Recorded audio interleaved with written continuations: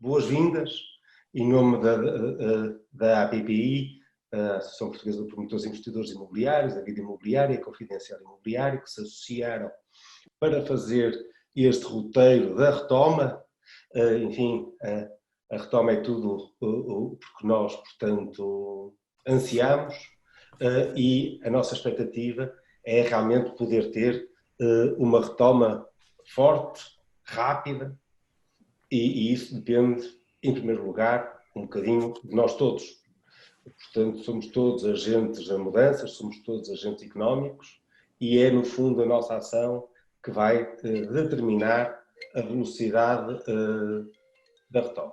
Rapidamente apresentando os oradores que estão connosco,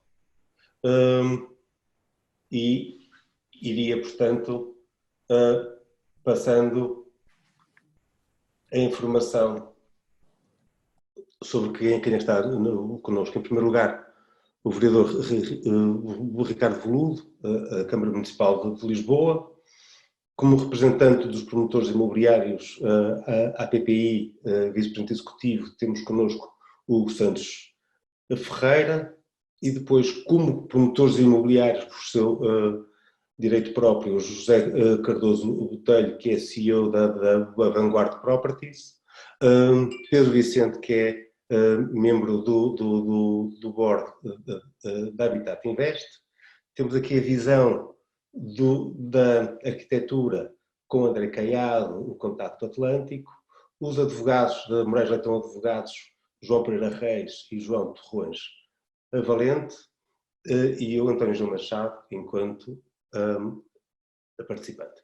O objetivo do presente webinar é o esclarecimento sobre a evolução dos procedimentos de licenciamento municipal, em especial nas atuais circunstâncias, e a sensibilização dos stakeholders associados à API sobre soluções para melhorar as rotinas de colaboração para um licenciamento municipal mais transparente, ágil e célere.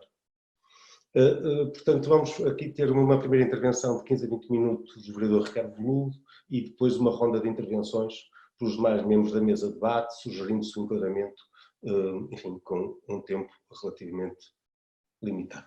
E, portanto, neste momento está no ar o inquérito, e a pergunta é se já utilizaram ou ouviram falar sobre a nova plataforma de urbanismo digital da Câmara Municipal de Lisboa, e sim, é uma evolução positiva, sim, mas não funciona bem, ou não conheço e não utilizei.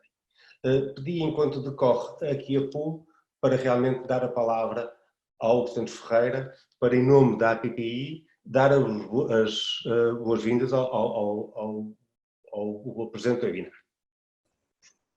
Muito bem, sejam, pois, bem-vindos a este ciclo de webinars, o Roteiro da Retoma, uma organização entre a APPI, a Vida Imobiliária e a Confidencial Imobiliário, em exclusivo aos nossos associados e aos assinantes da Vida Imobiliária e da Confidencial Imobiliário.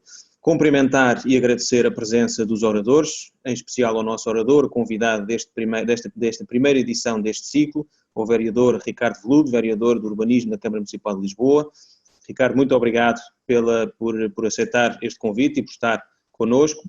É um gosto enorme podermos partilhar com o nosso vereador da cidade de Lisboa, entre promotores e arquitetos e todos os profissionais da cidade, a evolução que todos esperamos em matéria de licenciamento e urbanismo da nossa cidade de Lisboa.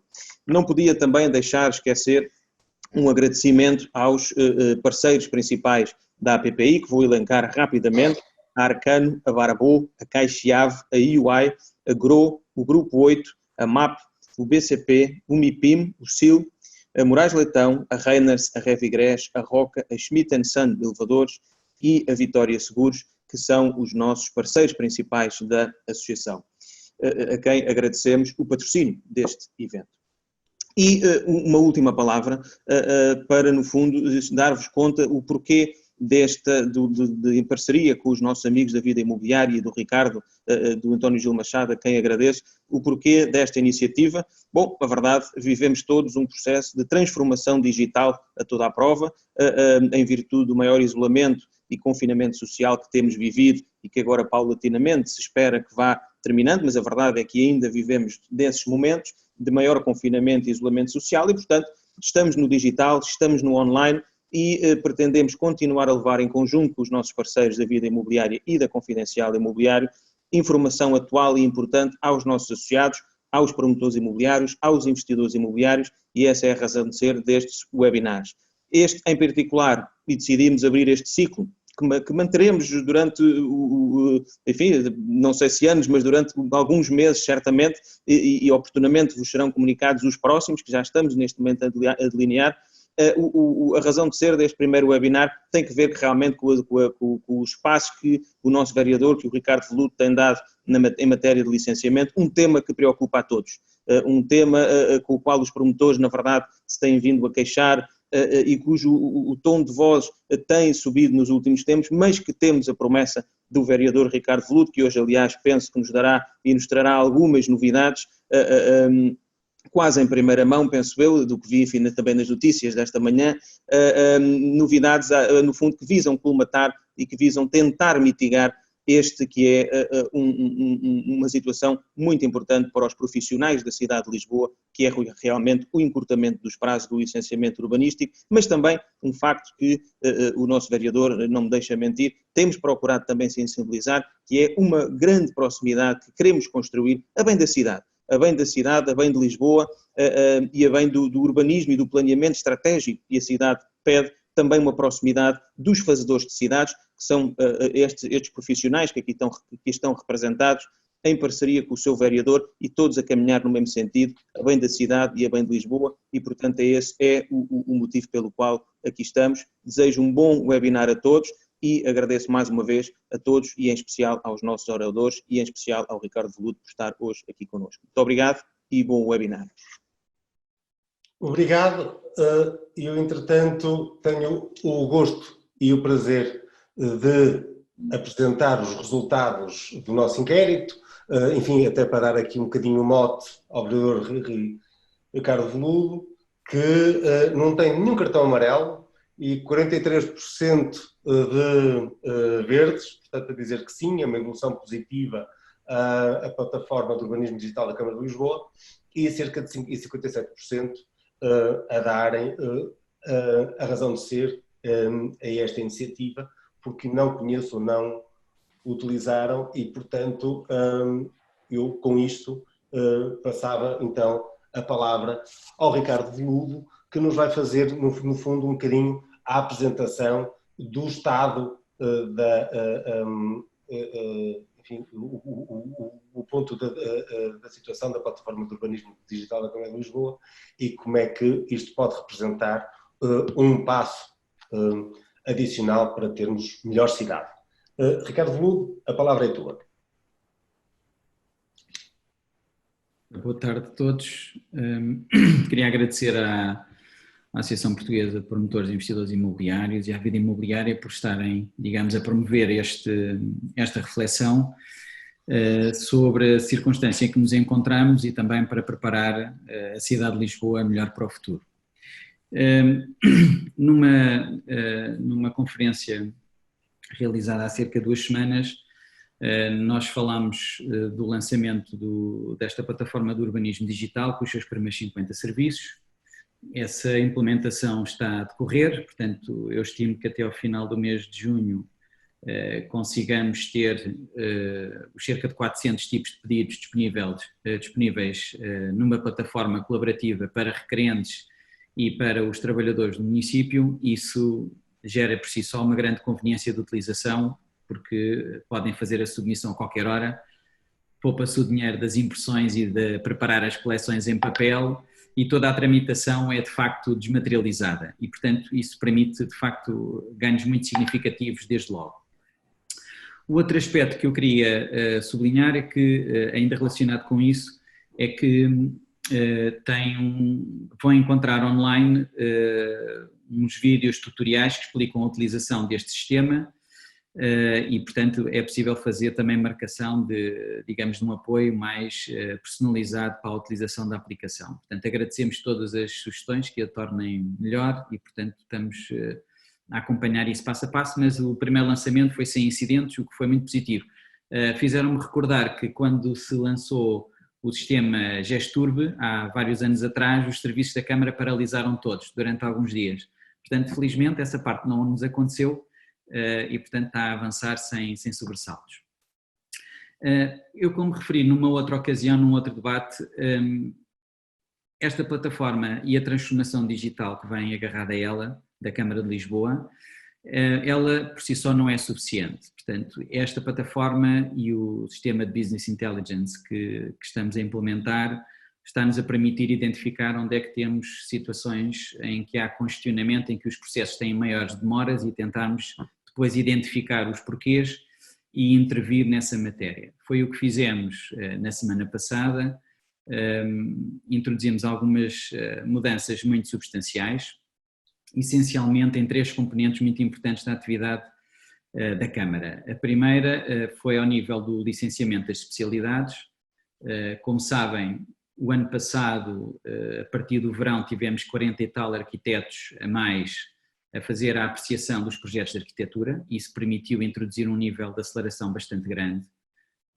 Posso-vos dizer que já este ano, processos que entraram em janeiro e fevereiro já tiveram a arquitetura aprovada e as especialidades, mas também é verdade que temos processos na Câmara há vários anos, que estão lá há bastante tempo. E, portanto, temos uma realidade bastante diversa. Uma parte substancial desses processos que estão há muito tempo na Câmara tem a ver com a fase de apreciação das especialidades. O regime jurídico da urbanização e edificação, numa alteração que teve em 2014, veio, digamos, instituir que o controle prévio deveria ser meramente formal na fase das especialidades. Coisa que na Câmara Municipal de Lisboa só aconteceu em parte e, portanto, manteve-se, de certa forma, uma apreciação dos projetos, por um lado, para verificar a compatibilidade com a arquitetura anteriormente aprovada e, por outro lado, para verificar o cumprimento de condições que tiveram subjacente à aprovação de projetos de arquitetura numa fase também anterior.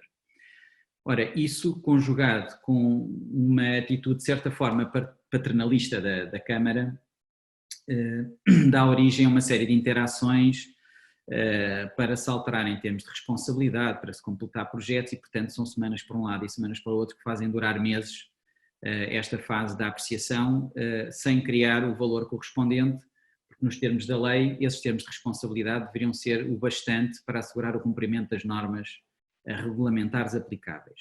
E, portanto, o que fizemos foi cumprir a lei no seu sentido mais puro do termo, e por isso determinei que os engenheiros que faziam a apreciação dos projetos de especialidades deveriam ser mobilizados para outras divisões, nomeadamente para a fiscalização, o que vai corresponder a uma duplicação imediata da capacidade de fiscalização de projetos e obras, e alocámos cerca de 30 pessoas para a fase de saneamento das especialidades, o que significa mais do que duplicar a capacidade atual e, portanto, esta equipa de missão com este dimensionamento visa, digamos, eliminar os processos pendentes de decisão durante as próximas semanas e depois encontrarmos um dimensionamento adequado de forma a permitir que não haja, digamos, acumulação de pendência. Portanto, é uma intervenção excepcional com mobilização de pessoas de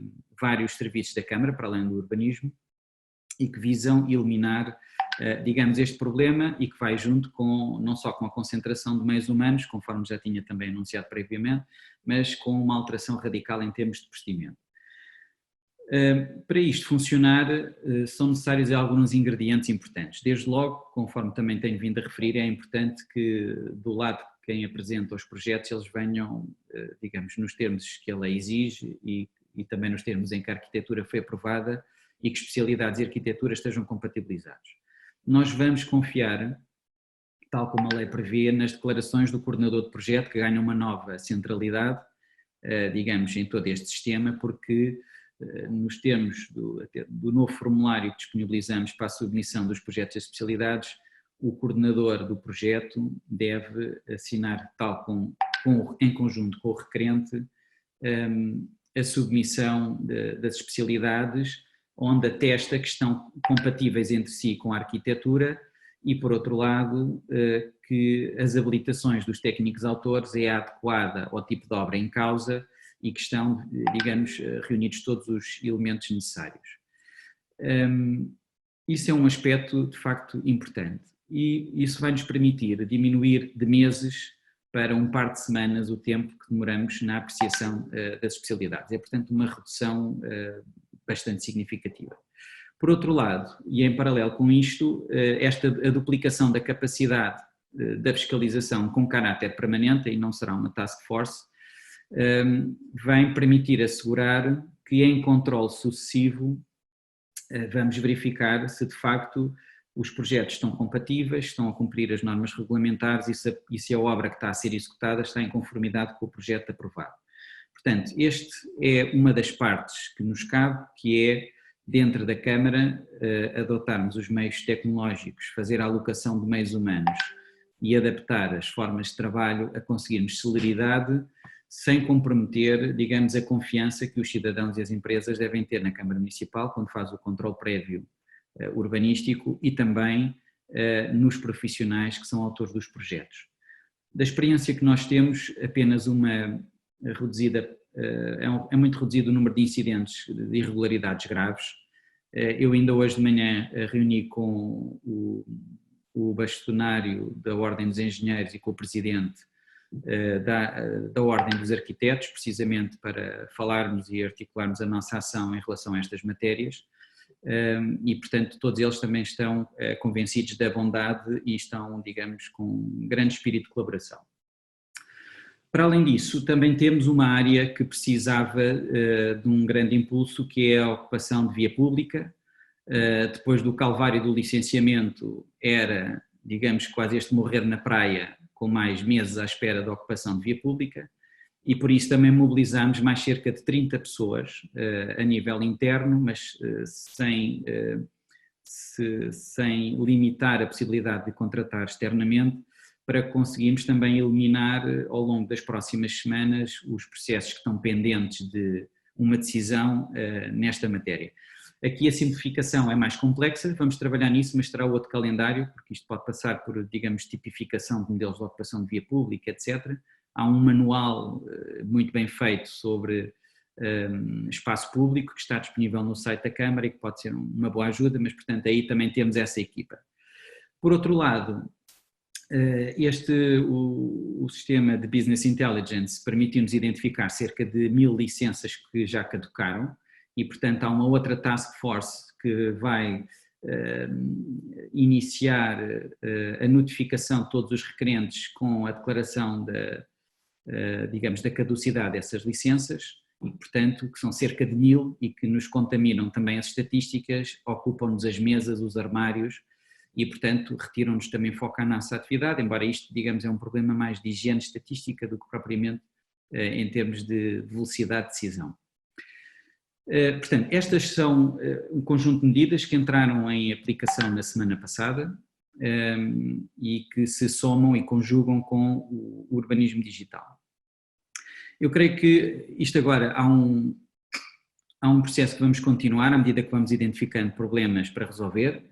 Acho que aqui a Associação dos Promotores e Investidores Imobiliários e as outras associações profissionais podem ter um papel muito importante ao ajudarem-nos a identificar coisas que não façam sentido, atividades que não criam valor e que estão a ser desenvolvidas e que nós possamos, de uma forma mais sistémica, introduzir as melhorias que sejam necessárias ou a afetação de recursos que seja necessário para irmos resolvendo da nossa parte esse objetivo da eficiência produtiva no licenciamento.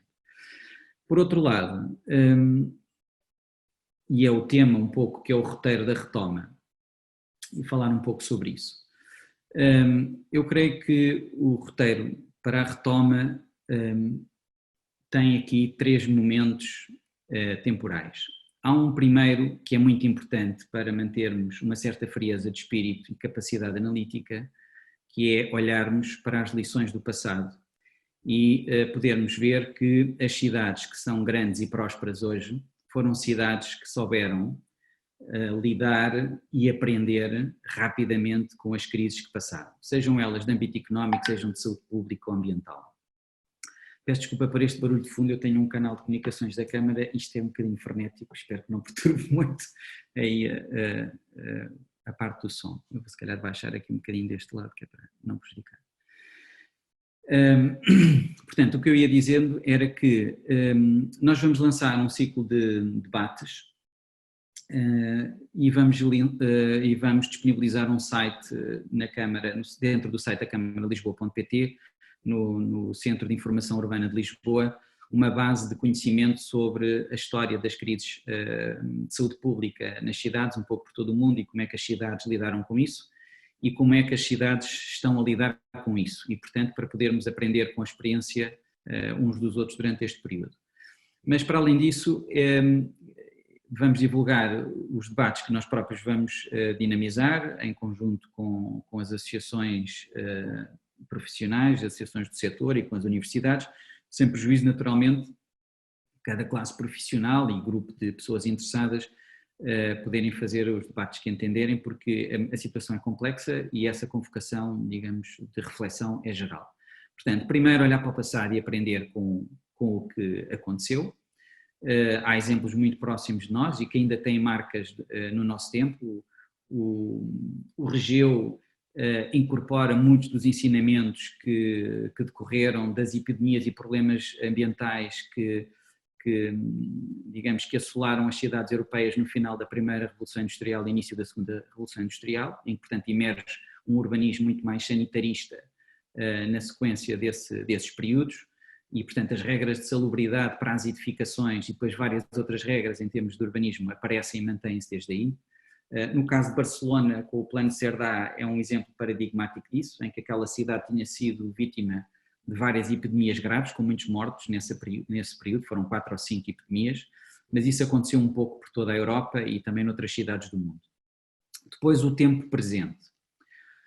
O tempo presente comporta aqui convocatória de capacidade a vários níveis. Por um lado, isto que estamos aqui a fazer hoje, que é aqueles que pensam e fazem a cidade juntarem-se para discutir como é que lidamos com a situação atual, como é que nos tornamos melhores e preparamos a cidade e as instituições públicas e privadas para conseguirem um caminho de retoma tão rápido quanto possível e tornarmos Lisboa mais resiliente depois desta crise do que ela era antes. E, portanto, é fazer isto, mas também é termos a consciência do tempo. A velocidade no agora é instantânea. Há uma espécie de estado de negação coletivo em que nos encontramos porque os debates são todos no pós-Covid, mas nós não sabemos muito bem quando é que é o pós-Covid. Nós temos que fazer o debate de durante o Covid, que é o agora, e esse agora pode ser meses ou pode ser muito mais do que isso. Num dos cenários, num outro debate, alguém dizia que pode ser como a gripe, não é? Que ficou connosco e não se foi mais embora, e o que aconteceu foi que nós aprendemos a conviver com ela, e a ter imunidade e tratamentos, mas a conviver também com um número elevado de mortes todos os anos devido à gripe. E por isso, compreendendo a razão de que só queremos falar no depois, nós vamos ter um durante, e um durante é agora. Esse agora deve incorporar um conjunto de medidas que são de natureza mais tática e outras mais estruturante. Eu diria que as de natureza mais tática colocam-se em vários níveis e em vários planos. Por um lado, no que diz respeito à Câmara Municipal de Lisboa, são exemplo deste tipo de medidas que referi agora no início, que fazem parte de medidas táticas, de tática administrativa, para conseguirmos ganhar velocidade, tempo de resposta e apoiar a economia, mas também ao mesmo tempo estarmos a fazer isto de forma a criarmos bases para o futuro, para não termos os mesmos problemas no futuro.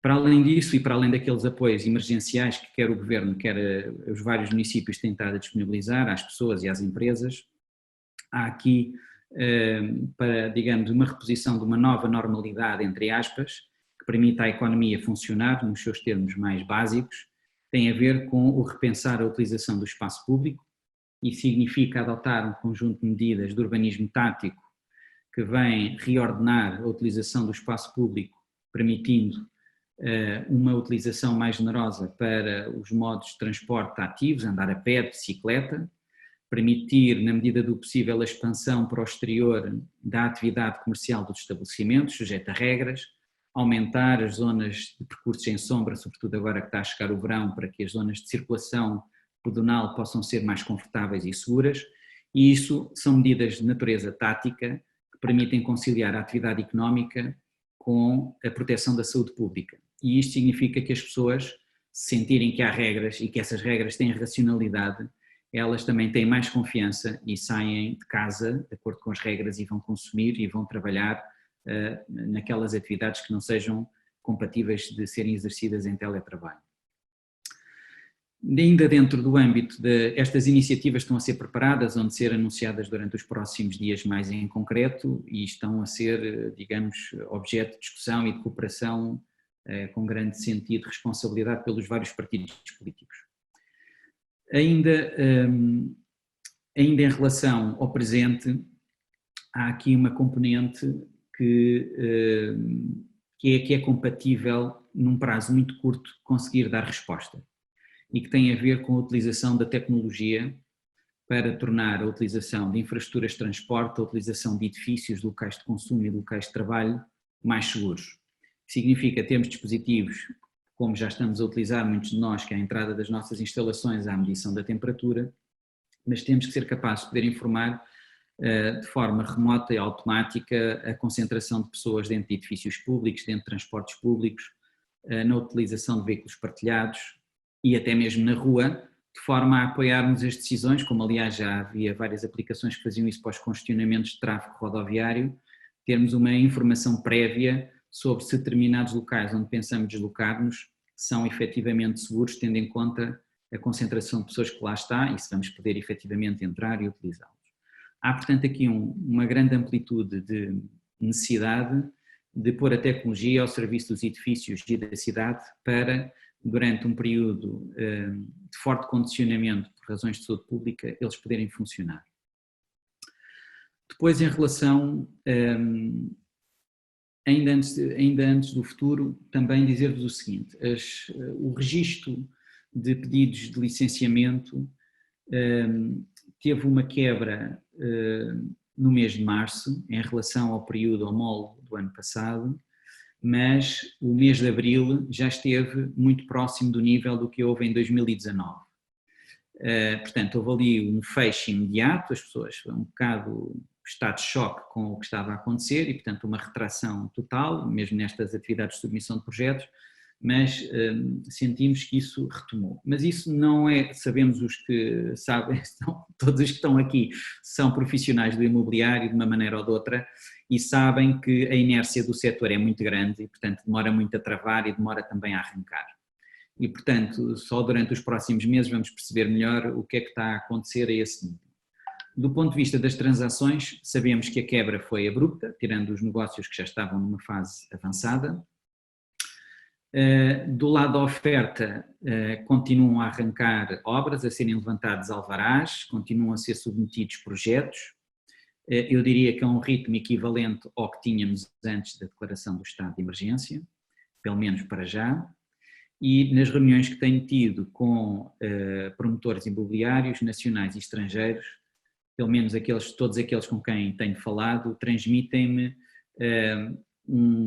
um sentido de confiança e um sentido de responsabilidade de manter os investimentos que tinham programados a avançar, na expectativa de que o ciclo de produção do próprio produto seja mais amplo do que aquele que será o efeito, digamos, de crise mais severa que todos temos consciência de ir atravessar. Depois, relativamente ainda ao presente, mas agora noutra dimensão. O presente significa, em Lisboa, não desperdiçar a goodwill que ganhamos internacionalmente como destino para o investimento imobiliário. Isso é uma responsabilidade de todos os que aqui estão neste webinar e de vários outros que não estão para podermos falar, digamos, de forma mais aberta, que é a comunicação social.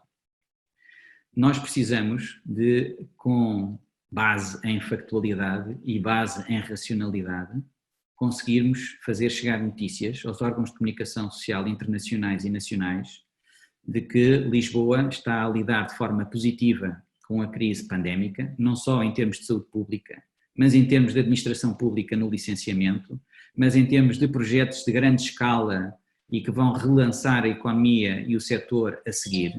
Manter estas notícias que continuam a sair de que Portugal, Lisboa, Algarve fazem parte da shortlist dos 10 destinos do mundo mais seguros para se viajar no pós-Covid. Estas notícias são fundamentais. É muito importante que o turismo de Portugal, os empresários de hotelaria, os empresários do imobiliário, cada um nas suas redes e cada um nos seus meios, com base em coisas reais, porque todos somos pessoas inteligentes e por isso, e os outros também são, e por isso temos que procurar factualidade que seja inspiradora dessa confiança e que seja merecedora dessa confiança.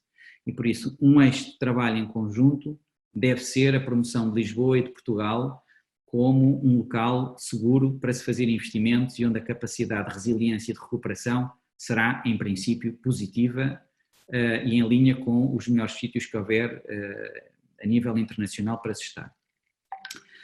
Isto liga com o futuro. Em relação ao futuro, e para terminar esta intervenção inicial... Sim, isso realmente agradecia para depois conseguirmos ir às... Sim, a do futuro é mais curta, porque é muito mais incerta. Certo. E temos muito menos controle sobre ela. Eu só queria dizer, é mais uma enunciação de questões. Por um lado, temos aqui vários dilemas para resolver. Para resolver, ou melhor, para pensar sobre eles e preparar-nos para distintas possibilidades de evolução. Por um lado, o dilema da densidade, que por razões óbvias todos compreendemos o seu alcance.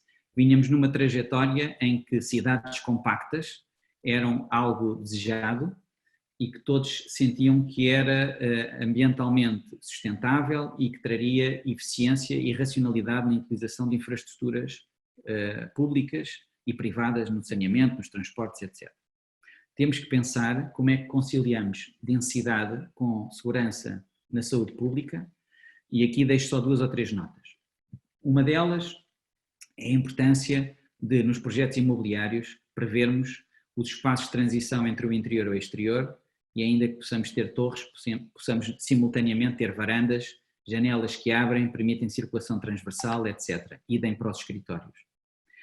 Este medo da densidade poderá dar origem a uma saída significativa de pessoas da cidade para zonas rurais e com uma procura de produtos imobiliários em áreas a menos de 1 hora de Lisboa, em que isso conjugado com o teletrabalho, que será uma realidade para ficar numa percentagem muito superior àquela que tínhamos, que era residual.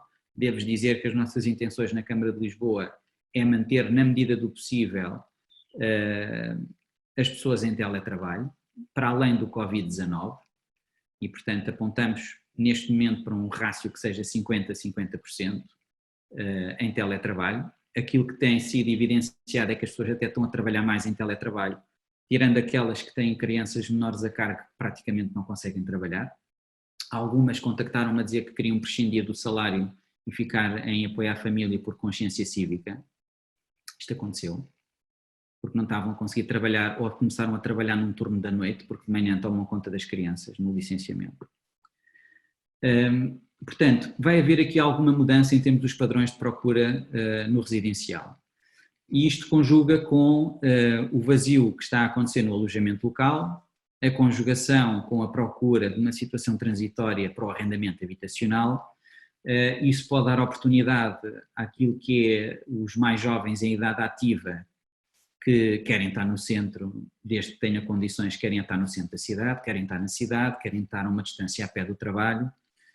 A classe criativa também quer estar na cidade, não quer ir para o mundo rural, não quer ir para as periferias. Portanto, há aqui mudanças importantes que devemos tentar compreender e assinalar. Por isso, sem me alongar mais, para além deste dilema, há o dilema do transporte público e do transporte individual, nas implicações que isto tem para a concepção de espaço público, estacionamento, eletrificação dos meios de transporte, etc.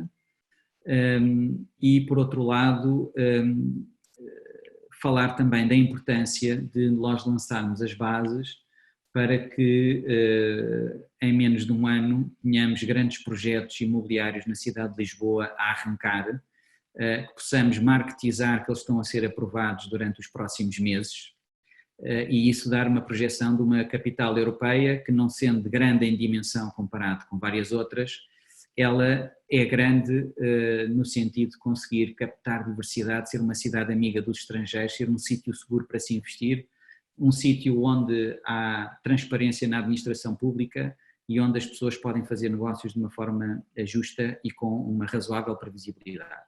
Portanto, eu diria que eram estas as palavras iniciais e fico naturalmente à disposição para todas as perguntas que entenderem. Muito obrigada da nossa parte. Enfim, eu sei que o tempo é sempre escasso. Conto connosco para continuar estes fóruns de debate. Esperemos que em breve, com a Semana da Reabilitação Urbana, e dar uma nota quanto à promoção internacional e a espalhar a palavra de que realmente Portugal está a fazer o seu bom trabalho e é um destino de investimento muito importante. Em setembro, na Conferência do Portugal Real Estate Summit, queremos trazer muitos convidados internacionais para dar esse ponto de arranque.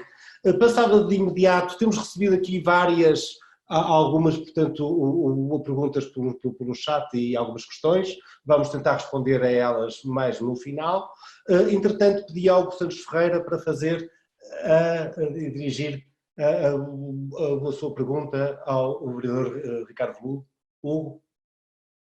Muito bem, mais do que uma questão, e talvez vou deixar mais essas questões para os nossos promotores imobiliários, para o nosso arquiteto, enfim, também para o Ricardo, aqui convidados, mas dizer aqui só duas notas muito rápidas.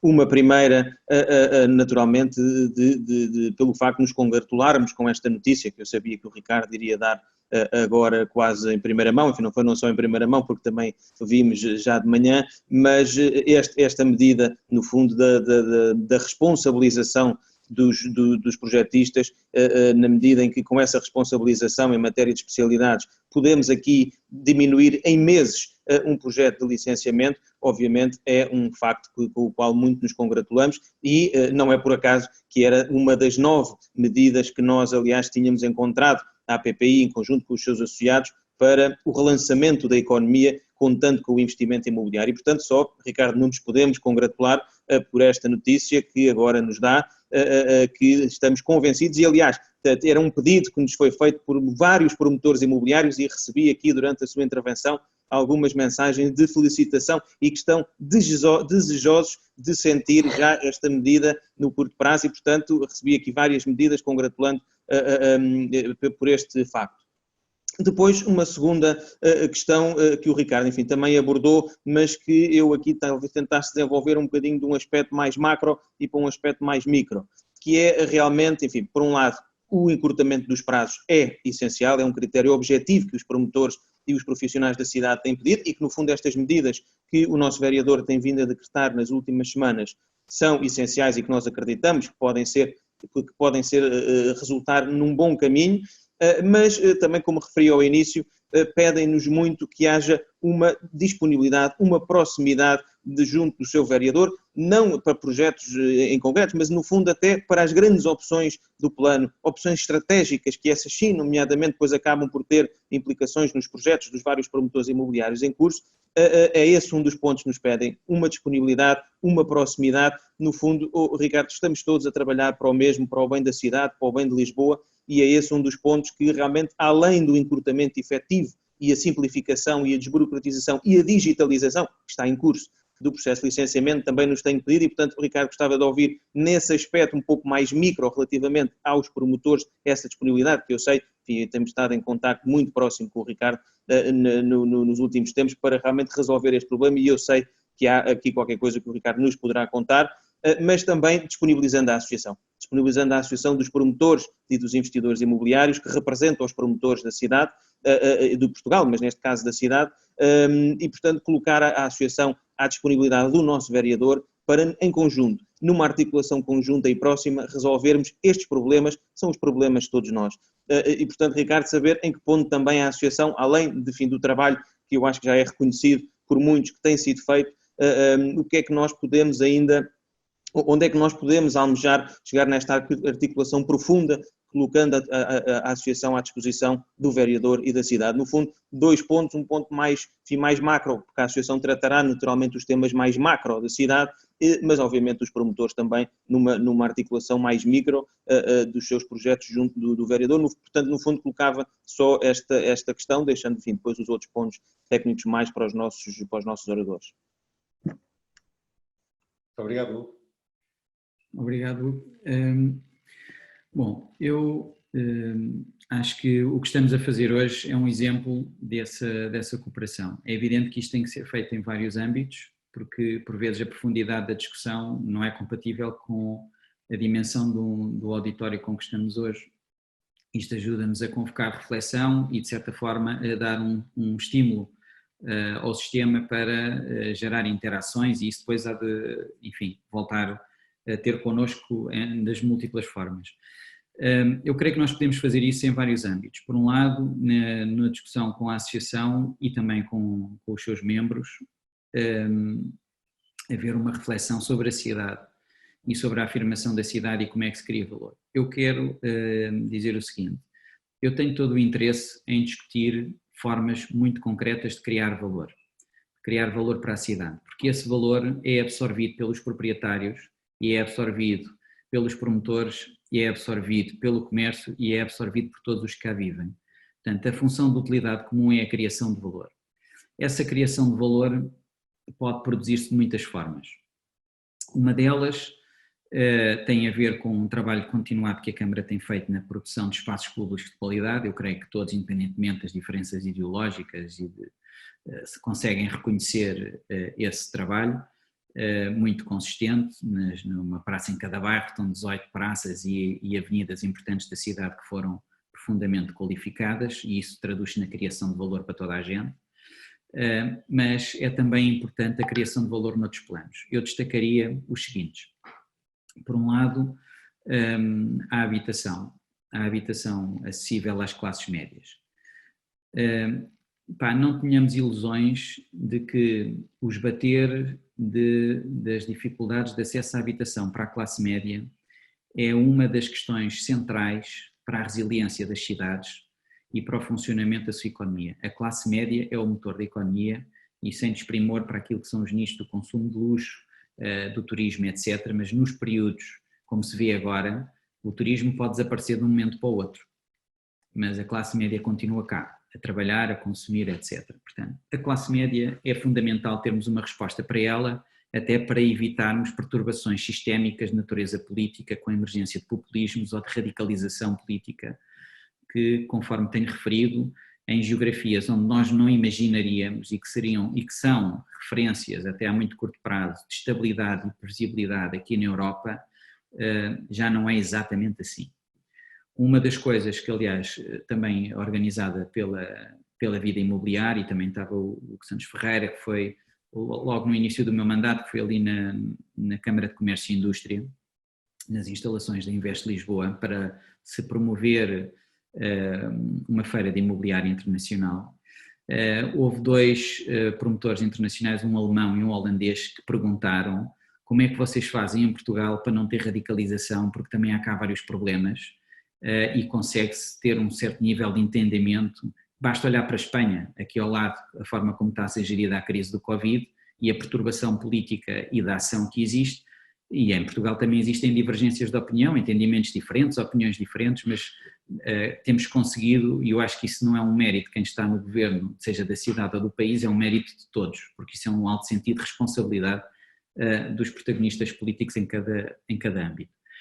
Essa criação de valor, dizia eu, está percepcionada e está evidenciada numa carta assinada por mais de 100 grandes empresas americanas, que foi em agosto do ano passado e que saiu na imprensa internacional, em que vieram dizer que contemporaneamente o objetivo principal de uma empresa não é criar valor apenas para o acionista, é criar valor para os stakeholders, onde se incluem os acionistas. E é disso que eu estou aqui a falar. Isso saiu publicado em toda a imprensa internacional, e essas empresas o que advogam, que é o mesmo que eu advogo, é que nós temos que conseguir conciliar a vitalidade económica e o êxito de curto prazo com contribuições, digamos, estruturantes para robustecer a resiliência económica e social das comunidades onde os investimentos se desenvolvem.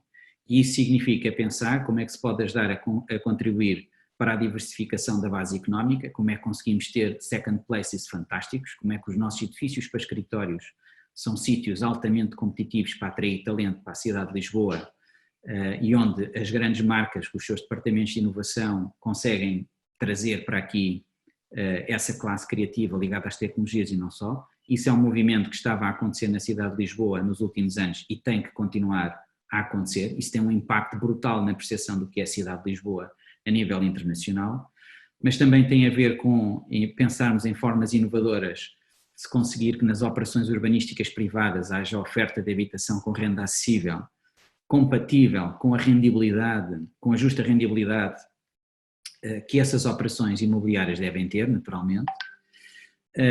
Em terceiro lugar, na área do turismo, essa criação de valor tem que representar uma aposta evidente na cultura, e isso quer nos investimentos privados, quer no investimento público.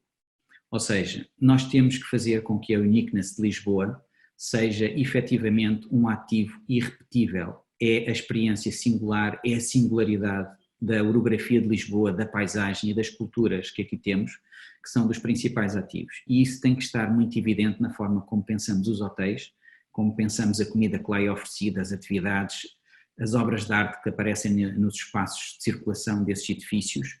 Tudo isso tem que estar impregnado da cultura da cidade, da cultura do país, porque isso significa afirmar a sua singularidade. E isso é um ativo que é específico daqui. Portanto, essa diferenciação no mercado global é fundamental e temos que continuar a apoiá-lo. Dito isto, que parece ser teórico, mas é muito prático, eu tenho gasto tempo a discutir com empresários e com investidores nacionais e estrangeiros que estão a querer concretizar esta linha de raciocínio. E, portanto, contam naturalmente com o empenho da Câmara e naturalmente com a disponibilidade minha e dos outros vereadores e do Presidente da Câmara para apoiar grandes projetos para a cidade, mas também pequenos projetos que sejam inspiradores de formas criativas, mas que funcionem, de resolver problemas da cidade e de afirmar aquilo que a cidade tem no seu melhor. Portanto, eu sou aqui o dono do relógio, sintetizando. Pronto, já terminei. Peço desculpa. Não, força. Porque senão... Sim. Faz muito bem, obrigado. Peço desculpa, o meu trabalho é ingrato, mas é de fazendo aqui o controle do tempo. José Cardoso Botelho, em representação da Vanguard Properties, tinha aqui duas questões a quem pedia também, digamos, a capacidade de síntese. Muito obrigado, José Cardoso Botelho. Muito obrigado. No fundo, eram três perguntas muito rápidas. A primeira era, em face do estado de emergência, se foi ou está a ser equacionado por parte da Câmara alguma estratégia para atrair investimento, nomeadamente a nível das taxas. A segunda é uma questão muito técnica, mas que me parece muito importante, que é, nós temos verificado que a autoridade tributária, com frequência, em projetos realizados dentro da ARU de Lisboa, faz depender a aplicação da taxa reduzida de IVA à empreitada em causa. Confirmação por parte da Câmara que a obra em causa constitui uma obra de realização. E a pergunta era se a Câmara emite este tipo de declaração e o que deve o promotor, como é que deve o promotor atuar. Por fim, a última ainda mais rápida, se a Câmara não considera que para efeitos do IVA a taxa reduzida, o conceito de reabilitação também deve pressupor ou permitir a demolição e construção nova e assim contribuindo também para a regeneração e melhoria do tecido urbano. São as três perguntas que eu gostava de ouvir. Okay. Muito obrigado. Obrigado, José Cardoso Botelho. Então vou também ter de ser telegramático na medida do que eu conseguir explicar sobre, uma delas é bastante mais técnica. Em relação às taxas urbanísticas, não temos intenção de proceder a uma revisão em baixa das taxas urbanísticas, porque não sentimos que seja isso um fator que faça as operações avançarem ou não avançarem. Ou seja, eu creio que a cidade de Lisboa tem uma goodwill e uma capacidade própria de atrair investimento de qualidade e que para esse investimento de qualidade a isenção das taxas não qualifica como um critério de decisão, digamos, ponderável. Por outro lado, como queremos uma cidade bem cuidada e com investimento público a continuar, nós temos que garantir a sustentabilidade das finanças públicas. E a sustentabilidade das finanças públicas, no caso das taxas urbanísticas, que tem o sinalagma direto, que é a realização de obra de infraestruturas e espaço público, é muito importante manter. Portanto, não temos intenção nenhuma de reduzir as taxas. Isso, aliás, é uma preocupação que é importante termos quando olhamos para o passado e agora, que é mantermos um pouco uma certa frieza de análise e perceber que não devemos entrar em saltos com tudo. Nós devemos manter uma linha coerente naquilo que é durável e que está consistentemente a criar valor e termos também a disponibilidade de abertura de espírito para fazer mudanças radicais de natureza tática que se imponham para conseguirmos captar a oportunidade ou evitar um mal significativo para a cidade ou para a economia da cidade. Portanto, em relação às taxas não temos intenção de as diminuir. Em relação ao comércio e sim, da ocupação das esplanadas, etc., que na realidade tiveram fechados, não tiveram atividade, os arrendatários da Câmara também, portanto tudo isso sim. Em relação à questão do IVA à taxa reduzida na reabilitação, eu não tinha conhecimento que a autoridade tributária estava a pedir essas declarações à Câmara. A ideia que eu tinha era que da Câmara era, digamos, enviada a licença, digamos, urbanística que fosse exigível para aquela operação e com a planta de localização que estava em Aru e depois o resto da interpretação que havia à autoridade tributária. Em qualquer caso, parece-me que há e estão aqui pessoas com essa capacidade, estou aqui por exemplo o Dr. João Pereira Reis, que é um ilustre advogado e que aliás eu não sei se recorda que eu era estudante de Engenharia de Território no Técnico e foi lá a uma semana de Engenharia de Território, nós conhecemos nessa altura, o senhor era Secretário de Estado do Ordenamento do Território, foi nessa altura que eu o conheci. Mas isto para dizer que em relação à taxa reduzida do IVA temos um problema que é um problema de definição e de âmbito da apreciação em termos de escala territorial. O regime jurídico da urbanização e edificação, da reabilitação urbana, peço desculpa, fala de reabilitação urbana e diz que é reabilitação urbana quando uma parte substancial do tecido urbano se mantém ou é alterada, etc. E pode haver edificação nova, portanto está aí subentendido. O problema é quando se pergunta em relação apenas a um lote e não se olha para o tecido urbano e nesse caso se a construção é nova isso causa um cisma. Porque a lei fala de reabilitação urbana, que é diferente de reabilitação do edifício. E eu concordo que é compatível e é natural que no âmbito de uma cidade como Lisboa, que é praticamente toda ela consolidada ou em consolidação, existam vazios que têm que comportar construção nova, que é a construção nova que lá tem que acontecer. E que isso devia também ter o IVA à taxa reduzida. Portanto, o que eu lhe queria dizer era que, da minha parte, estou completamente disponível para me juntar a quem queira contribuir para isso, de se promover uma alteração, se for, digamos, de prática administrativa e que tenha um acolhimento evidente na lei, pois estou completamente disponível para reconsiderar e reapreciar a forma como fazemos isso. Se for um problema legislativo, juntarmos, por pugnar por uma alteração em concreta que permita incluir a taxa reduzida nessas circunstâncias, que me parece ser de fazer. A terceira questão, já não me lembro muito bem, confesso. Não sei se... Era sobre se no futuro a demolição pode ser considerada também para efeitos do IVA reduzido. Ou seja, se houver a demolição de um edifício por razões estruturais não faz sentido e que não tem nenhum interesse. Bom, eu diria à partida, mas enfim, é uma reflexão aqui, digamos, a quente, que a demolição, uma parte de demolição no contexto de uma reabilitação de um edifício, eu diria que sim. Se for uma demolição total para a construção de um edifício novo, podemos cair no cisma anterior, ou no limbo anterior, não é? Porque aí de facto já não é muito evidente que possa cair. Obrigado.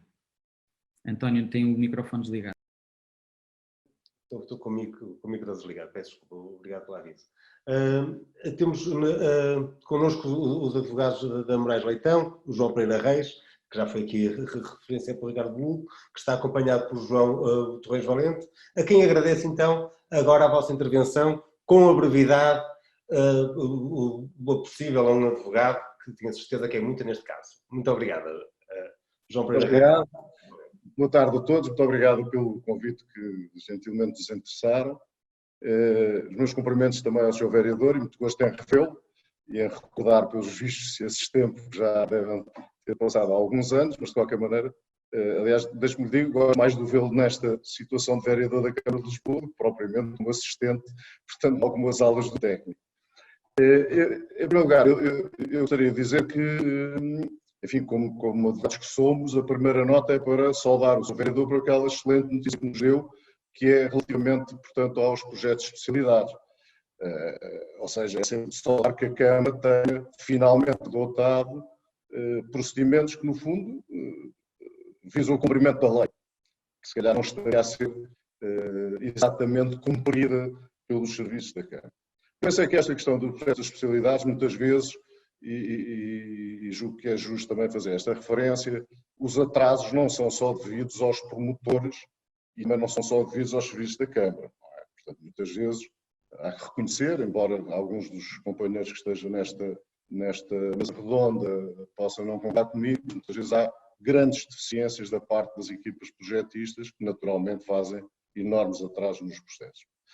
A minha questão era, justamente pegando nesta matéria dos timings de decisão, no fundo, muitas vezes é óbvio que a demora e o atraso é um facto, enfim, está reconhecido, portanto é muito complicado. Mas muitas vezes é também, e é isso que nós sentimos de muitos clientes, designadamente estrangeiros, é a imprevisão quanto ao tempo da decisão. Ou seja, saber, porque todos nós já sabemos que os prazos legais, portanto, enfim, dificilmente são cumpridos. Às vezes a dificuldade nós conseguimos dizer a um cliente estrangeiro, olha, você tem este projeto, conseguirá ter o alvará na mão dentro de X meses. Porque isso é fundamental em termos de segurança do investimento, planeamento do investimento, etc. As minhas questões eram duas muito rapidamente. A primeira era se o Sr. Vereador não veria com bons olhos que houvesse também um reforço das delegações de competências da Câmara no próprio Vereador do Pelouro. Porque todos nós sabemos que há imensos projetos que têm que ir à sessão de Câmara, às vezes uma simples alteração ou loteamento tem que ir à sessão de Câmara e isso naturalmente atrasa o processo de decisão. A segunda questão era em termos de metodologia de trabalho dentro da Câmara. Eu julgo que a Câmara de Lisboa nunca implementou, a menos que esteja a implementar neste momento, as chamadas conferências procedimentais, que vêm previstas, aliás, na lei e que visam, em termos muito simples, reunir, porventura, em conferências deste tipo que temos agora, portanto, os vários responsáveis pelos vários serviços da Câmara que têm que emitir pareceres sobre os projetos. E dar a oportunidade de uma única vez, portanto, os responsáveis de transmitirem a posição de cada um desses serviços. Isso é lavrado em ata e portanto, resolve muito, pelo menos aquele calvário, enfim, perdoem uma expressão, um bocadinho interminável dos processos, dos projetos passarem de serviço para serviço e muitas vezes eu constato isso, acho que em certas ocasiões até há pareceres contraditórios de serviços, em certas ocasiões quem se pronuncia no final do procedimento vem dizer, bom, mas afinal este projeto não estava em conformidade com o plano de urbanização XYZ, ou violava o PDM por isto ou por aquilo. Ou seja, depois de decorrer, e há casos concretos desses, quase um ano para apreciar um pedido de informação prévia, ao fim do ano vem, e muito bem, vem a chamada de atenção que aquele projeto não cumpre uma determinada norma urbanística. Se calhar deveria ter começado a análise por aí. E, portanto, uma das formas, eventualmente, de acelerar isso era justamente indo um bocadinho contra, pensei, enfim, tradição e que os funcionários, os dirigentes estão habituados, mas, no fundo, quase que institucionalizar, para não dizer, tornar quase obrigatório essas conferências procedimentais, me parece que poderia ser um contributo bom para aligerar os procedimentos. Já agora, antes do Ricardo Veludo, portanto, responder, eu estou a ver aqui as questões que me surgem, e essa questão é exatamente a que o utilizador N. Pinto e Alves Torgo me pedem para reforçar, no fundo, a pergunta, que é como é que se pode melhorar a coordenação, não só com a Câmara de Lisboa, mas também com as outras entidades, a EPAL, a ANPC, DGPC, e portanto aproveito e já deixo duas perguntas também colocadas de quem nos está a ver. Ricardo Veludo, muito obrigado.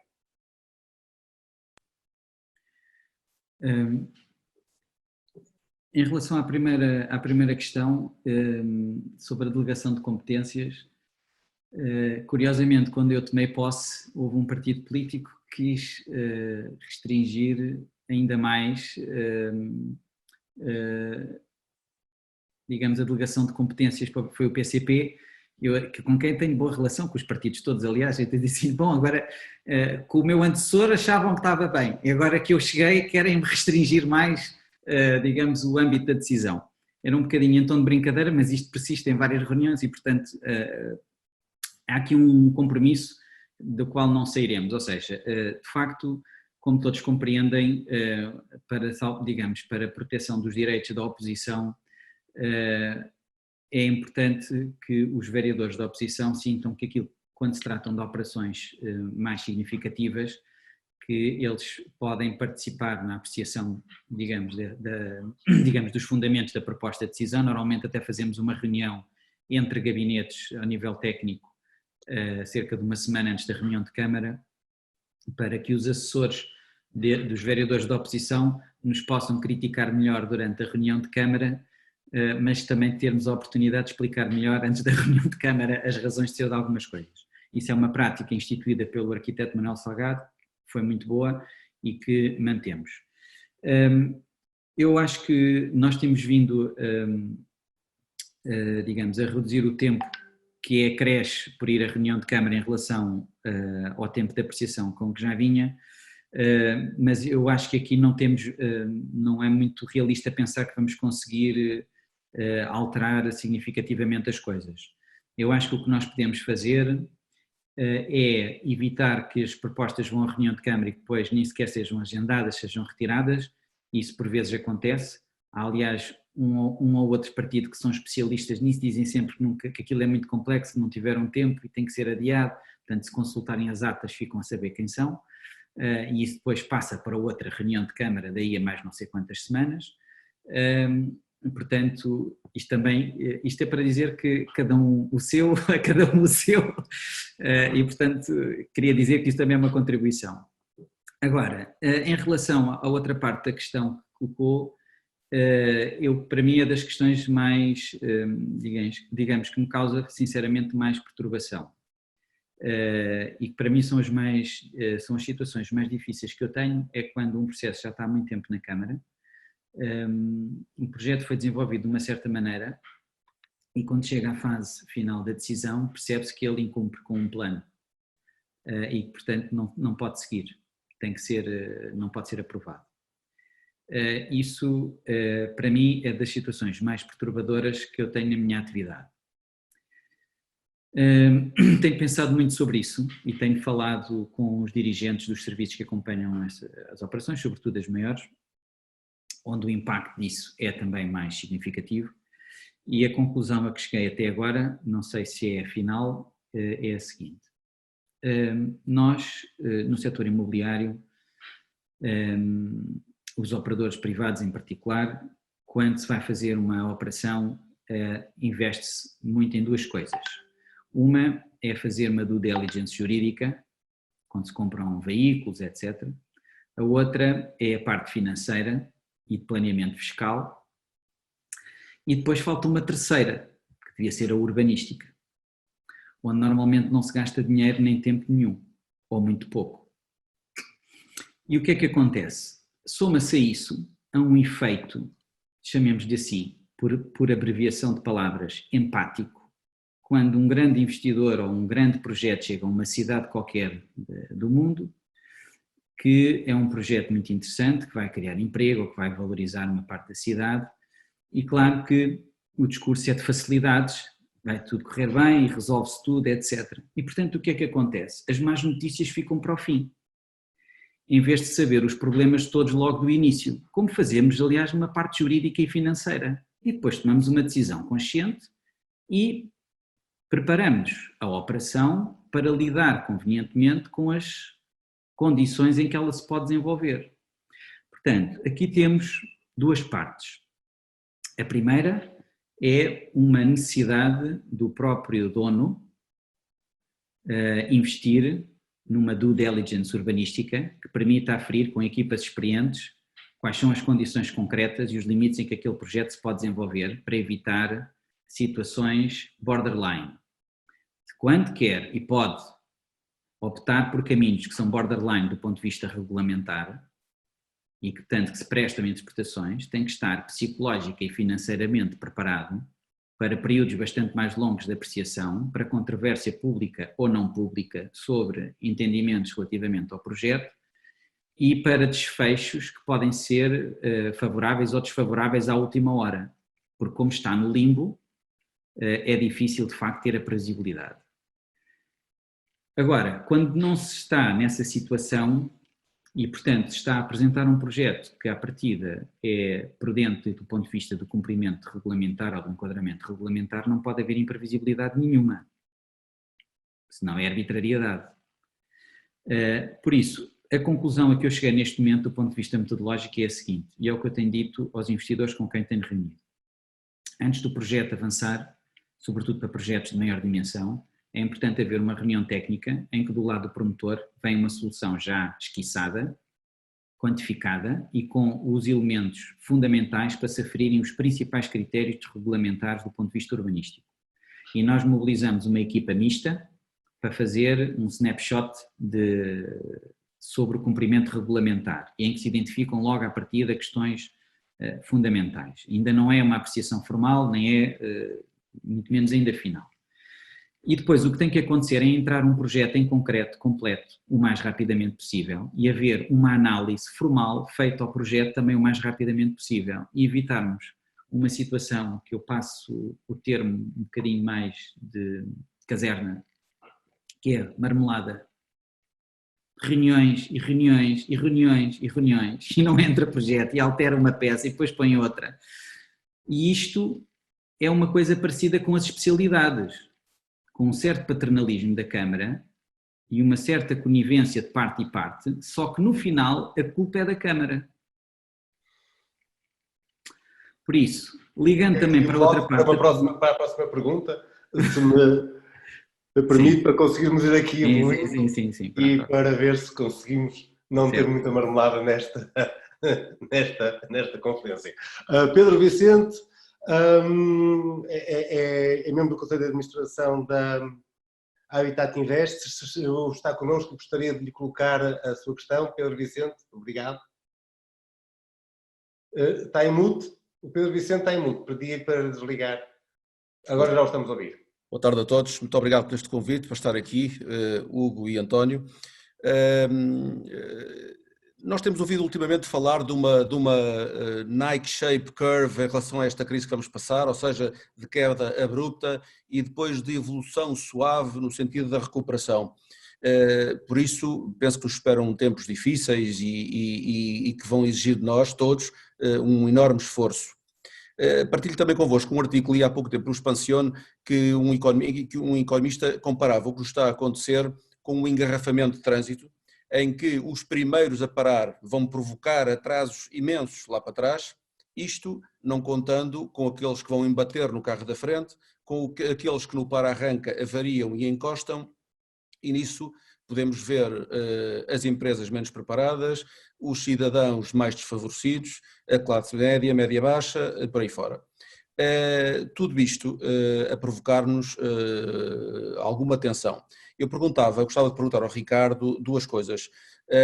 Uma é, em que sentido é que a Câmara se está a preparar para apoiar a retoma no setor imobiliário e, em particular, em relação aos promotores, e também num aspecto muito específico, gostava de ouvir a sua opinião, em relação à possibilidade dos Golden Visa perdurarem, na captação de Golden Visa perdurar na Grande Lisboa, como forma, como instrumento de apoiar a retoma da atividade económica. Isto uma pergunta. E uma segunda pergunta, a Habitat tem uma operação turística também, que está neste momento parada, e eu gostava de saber da sua parte se a Câmara tem planos para a semelhança com o que foi feito noutras câmaras, concretamente na do Porto, basicamente acho que foi só na do Porto, se há algum plano para alterar ou para limitar a questão das zonas de contenção no alojamento local. Muito obrigado.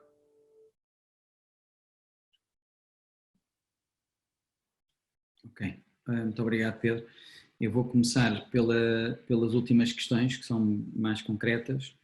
Em relação ao alojamento local, não temos nenhuma intenção de retirar as restrições ao alojamento local, mas sim de apoiar os proprietários do alojamento local com o programa Renda Segura, dando-lhes uma alternativa de rendimento estável, fixo, constante, previsível, sem riscos de incumprimentos, porque é o município que assume todos os riscos, e simultaneamente servir um objetivo da cidade, que é a oferta de habitação com arrendamento a 5 anos ou mais. É também um exemplo de não saldos para as taxas. Portanto, faz sentido haver essas restrições. Neste contexto, não há procura nenhuma para o alojamento local, portanto, libertar restrições tem um efeito 0 sobre 0, ou seja, um incentivo sobre 0 é 0, porque não há procura. Portanto, isso não sequer consigo imaginar o alcance prático dessa medida. Mas... nós temos esperança que não continue assim. Eu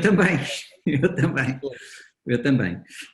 Mas conseguir disponibilizar, tal como aconteceu no passado, uma solução para o arrendamento para esses proprietários, os que se endividaram para fazer esses investimentos, se forem, digamos, pequenos investidores e terem uma fonte de rendimento durante algum tempo e depois poderem colocar no alojamento local mais adiante se quiserem, acabamos por decidir seguir esse caminho e, portanto, não vamos alterar o regulamento do alojamento local, a não ser por coisas que, com o decorrer deste tempo, tínhamos concluído que não funcionam bem, não são claras. Portanto, aí temos toda a humildade para ir corrigindo e melhorando aquilo que se justificar melhorar. Em relação aos Golden Visa, creio que os Golden Visa foram um instrumento de incentivo muito importante para a captação de investimento privado para Portugal, quando a reabilitação urbana era o maior desígnio de praticamente todas as cidades do país. E esse desígnio, no seu essencial, tirando nas áreas que têm menos procura potencial e que estão em declínio demográfico e obsolescência económica e física já há muito tempo, sobretudo as cidades que não são os grandes centros das áreas metropolitanas e na zona do litoral, portanto, onde ainda poderia fazer sentido, mas também tenho dúvidas que haja investidores a querer fazer aí as suas aplicações, ainda que tenham o visto gold, mas é uma hipótese que acho que é de manter. Eu penso que o visto gold deve ser repensado para as finalidades que são pertinentes no contexto atual. Ou seja, ele foi desenhado para resolver o desafio da reabilitação urbana, deu um impulso e um contributo muito positivo para esse efeito, e temos agora outros desafios. Temos o desafio da habitação acessível. Acho que era muito interessante que os vistos gold pudessem ser aplicáveis em unidades de participação, em fundos que promovessem habitação acessível,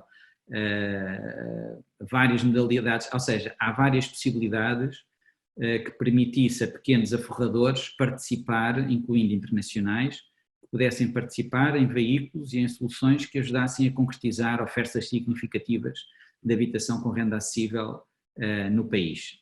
Estou a dar este exemplo, depois há outros que acabaram por não ser muito utilizados para o visto gold para a criação de emprego, para a cultura. Eu acho que no imobiliário devíamos fazer evolução para ser um contributo para acionar a oferta de habitação acessível, com maior ou menor sofisticação, e estão aqui vários profissionais do imobiliário, advogados e financeiros, etc., que podem ajudar a pensar na estruturação de uma solução para isso. Eu acho que isso seria bem-vindo e que seria socialmente compreendido e aceito por um âmbito mais alargado da sociedade portuguesa. Sendo que, enfim, nunca conseguimos ser consensuais, há de haver sempre partidos que vão dizer sempre mal dos vistos gold, independentemente do que é que se faça com eles, mas, enfim, só é possível convencer quem se preste também a discutir os argumentos. Em relação à curva de evolução, nós de facto não sabemos qual vai ser. Eu acho que temos que nos preparar para as várias curvas e eu diria que a melhor preparação é um pouco essa conjugação destas duas coisas, que é criar valor na cidade, continuar a criar valor, projetar essa criação de valor e a confiança que em si mesmo é um valor. Portanto, nós conseguirmos marketizar isso e conseguirmos efetivar isso, eu penso que é o que pode fazer, ou seja, não, enfim, falou-se do milagre português, eu não sou muito propenso aos milagres, nem acreditar em milagres. Eu acredito no trabalho, na dedicação, na inteligência, na colaboração, na solidariedade entre as instituições para conseguirem atingir resultados. Eu acho que se nós fizermos um pouco como está na linha de trabalho que estamos a fazer aqui com a APPI, com outras associações, cada um com humildade a tentar perceber o que é que pode melhorar, que é o que estamos também a tentar fazer na Câmara de Lisboa. Termos a capacidade de nos ouvirmos uns aos outros e de nos pormos nos sapatos uns dos outros para compreendermos os problemas e vermos como é que podemos ajudar sem nunca ninguém se baralhar no papel em que está, mas conseguirmos ser empáticos com os problemas que uns e outros temos para conseguirmos arranjar caminho. Eu acho que esse é o que fará a nossa curva ser melhor. Não sei qual será, mas será melhor. Muito obrigado.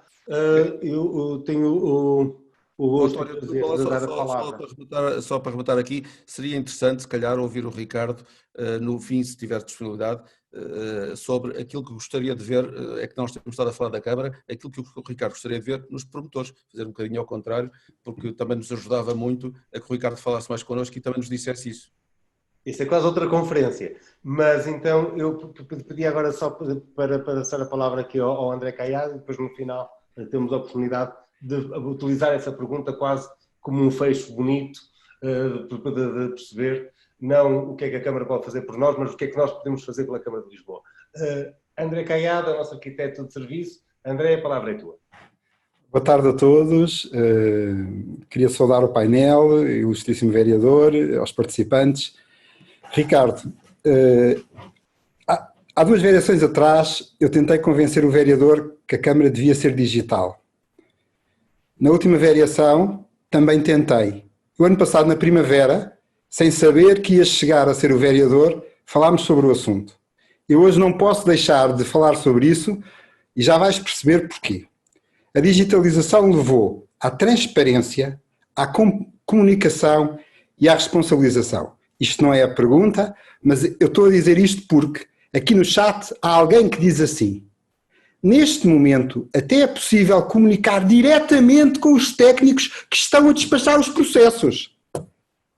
Isto quer dizer o quê? Que antes não era possível? Antes não era fácil, não havia uma ferramenta. Agora há. Esta ferramenta faz toda a diferença, é muito bem-vinda, ainda está a dar os primeiros passos, como qualquer criança, mas vai produzir sucesso, eficácia, transparência e vai facilitar a vida de todos os envolvidos. Eu sei que tivemos uma ajuda do Covid, eu próprio tenho toda a gente em casa, não os tenham de trazer de volta, enquanto não quiserem, não está a ser necessário. Perguntas. Agora sim. No seguimento de promover Portugal, promover Lisboa, posicionarmos-nos para o futuro, vamos ter uma mobilidade de pessoas que descobriram que não precisam de viver em Hamburgo para trabalhar em Hamburgo. Se calhar podem viver por aqui e ir a Hamburgo cada 2 semanas. Quais são as prioridades do planeamento urbano que tu imaginas? Quais os grandes eixos estratégicos? Quais as grandes intervenções municipais? Como é que procuras posicionar a cidade? Tentar ser o mais curto. Obrigado. Obrigado, André. Bom, obrigado, André, pela pertinência da questão. Eu acho que isto aqui tem muito a ver também com a pergunta inicial do Santos Ferreira, ou digamos, com a linha de raciocínio que ele estava a dizer, como é que nós podemos trabalhar em conjunto para pensar o futuro da cidade, numa lógica de criar valor e de repartir esse valor pelos seus vários intervenientes. Eu acho que há aqui 3 ou 4 vertentes que eu destacaria. A primeira, que já referi, e não me vou alongar muito, é a questão de continuarmos esta grande aposta na qualificação do espaço público. Isto tem um impacto enorme na imagem da cidade, na conciliação da sua história com a contemporaneidade, com o conforto, com a sustentabilidade, com tudo isso. Ligado com estas intervenções, como todos sabem, no espaço público foram já 18 praças intervencionadas e algumas avenidas. Estão em projeto e em obra a Praça de Espanha, que tem uma inserção brutal do ponto de vista de estruturação. Também o Largo da Boa Hora, dentro da Praça de Espanha há um parque urbano e há várias outras praças que estão em projeto e que vão entrar em obra até 2021.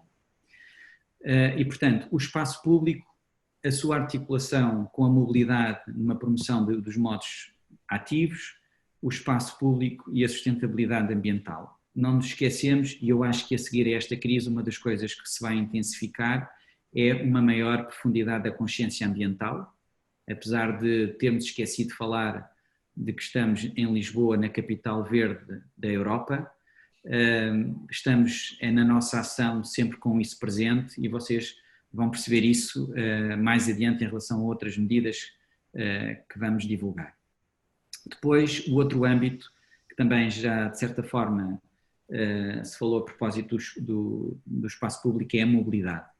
Fez-se um investimento brutal em termos da renovação das frotas dos autocarros da Carris e dos elétricos, não me vou alongar sobre isso. Vai ser prolongada a ligação entre Loures e Algés, Oeiras, da rede de elétricos. Há um projeto Poliós, uma outra rede de colinas também intermunicipal em elétrico. Há outras infraestruturas de transporte rodoviário em sítio próprio que hão de ser devidamente anunciadas de forma oportuna. Há a expansão da rede do metro, há a expansão da rede ciclável, que vai passar para um nível ainda mais exigente, que é termos uma espécie de autoestradas também para ciclovias ou conciliáveis com vias rápidas que temos na cidade. Portanto, essa aposta no espaço público, na sua macroinfraestrutura, vai continuar. Isso é meter dinheiro na economia, em obras públicas, o que para durante o Covid faz diferença e prepara a cidade para o que vem a seguir. Depois é a habitação acessível. E aqui queria dizer o seguinte: nós tivemos aqui um contratempo muito forte, que foi a recusa do visto do Tribunal de Contas às duas primeiras concessões de obra pública para a renda acessível, que foi na Rua de São Lázaro e na Rua Gomes Freire. Um ano e tal depois, o Tribunal de Contas deu o visto, depois dos recursos. Portanto, esses contratos estão em execução. São números redondos, cerca de 25 milhões de euros que estão a arrancar. Vamos levar dentro de um mês e meio, 2 meses, a reunião de Câmara, portanto ainda antes do verão, uma série de programas que estavam prontos para ir a concurso, que ficaram parados, que nós anunciámos em várias feiras internacionais, mas por causa da recusa do Tribunal de Contas, considerou-se politicamente mais prudente não avançar, até termos claro qual é a posição final do Tribunal de Contas, os seus fundamentos, e aprendermos com isso para tornar mais seguro esses contratos e menos perturbável também para os nossos parceiros. Vão arrancar para concurso público para atribuir as concessões em Benfica, Paço da Rainha, Parque das Nações, Restelo, Ajuda e Olaias. São quase 800 milhões de euros em obras privadas, onde não se paga pelo terreno, como praticamente todos saberão. Estamos a falar de 5.300 habitações, das quais cerca de 3.000 em renda acessível. Algumas destas localizações comportam também edifícios para outros usos, edifícios de escritórios, retail, etc. Queria também destacar aqui três operações em especial, pela sua dimensão. Uma que é, aliás, vou falar de cada uma delas rapidamente. Portanto, Benfica é uma operação muito grande, junto ao Colombo, tudo isto está na internet, Lisboa, rendaacessível.pt, tudo pegado. Se fizerem um scroll para baixo, aparecem as operações em destaque, clicando em cada uma delas, tem as informações em detalhe e depois mais no final tem um pitch para investidores onde explica tudo. Temos essa em Benfica, onde também tem um grande edifício para escritórios, temos o Paço da Rainha, que é uma espécie de pérola no centro da cidade, junto ao edifício do Banco de Portugal, na Almirante Reis. Temos a do Parque das Nações junto à Gar do Oriente, com 273 fogos. Depois temos uma grande operação no Restelo para cerca de 700 fogos, com um projeto urbano muito, muito bonito. Temos uma operação na Ajuda, onde a intenção é fazermos lá algo experimental, que é o Housing as a Service, e portanto inaugurarmos uma linha de serviço público de habitação em que se funda a habitação com hotelaria, é hospitality, em que todos os serviços residenciais que sejam pertinentes estão lá presentes e que fica no campus da Universidade de Lisboa, no Alto da Ajuda. E depois temos as Olaias, chamamos Olaias, que é uma operação para cerca de 700 fogos, que também tem espaços para retail, um parque urbano.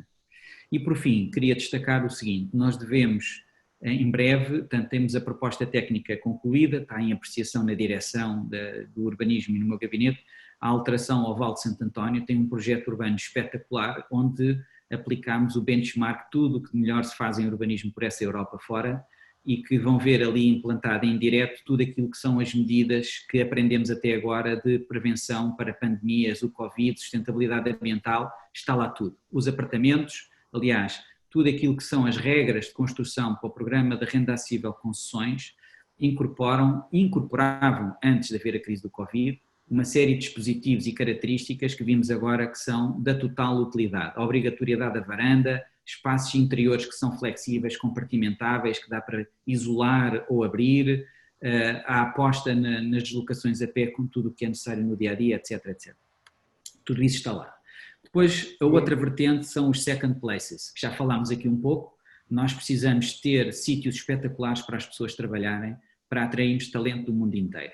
Eu destacaria aqui as seguintes operações em relação a isso, que são uma que já está em fase de licenciamento, que é aquela grande operação de entrecampos nos antigos terrenos da Feira Popular. Temos estado em forte interação com o promotor, a afinar nesta fase, digamos, de análise prévia que antecede a submissão do projeto formal, com alguns dos melhores arquitetos do país, reconhecidos internacionalmente, a fazerem parte da concepção daquele espaço.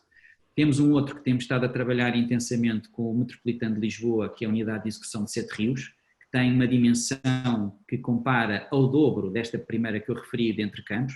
São um conjunto de torres para escritórios, numa localização que é AAA. Tem metro, tem comboio, tem um terminal rodoviário, tem autocarros.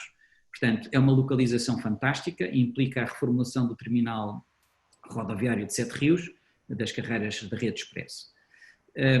Há outras operações que eu não vou falar agora porque estão em discussão com os respectivos promotores, são operações muito grandes, algumas estiveram envoltas em polémica, vão ter uma solução no curto prazo e que vão dar um sinal muito positivo e muito concreto de tudo isto que eu tenho estado a dizer ao longo deste webinar sobre a conciliação do legítimo direito à vitalidade económica, ao lucro das empresas e um posicionamento em que se olha para os stakeholders e não apenas para os shareholders.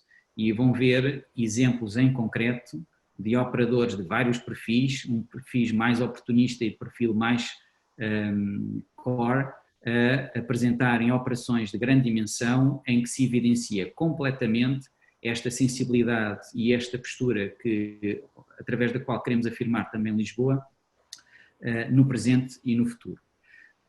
Gostava, por fim, de salientar duas ou três coisas.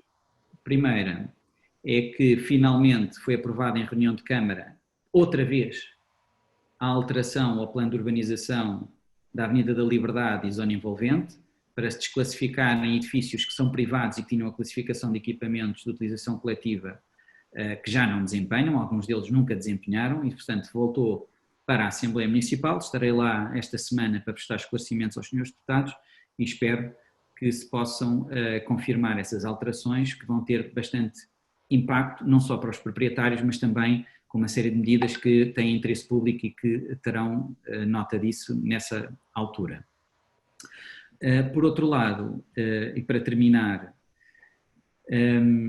para além aqui destes concursos, eu queria ligar aqui à pergunta que o Pedro Vicente fez. Deixa-me só fazer essa no final para dar lugar aqui à pergunta do Ricardo Guimarães.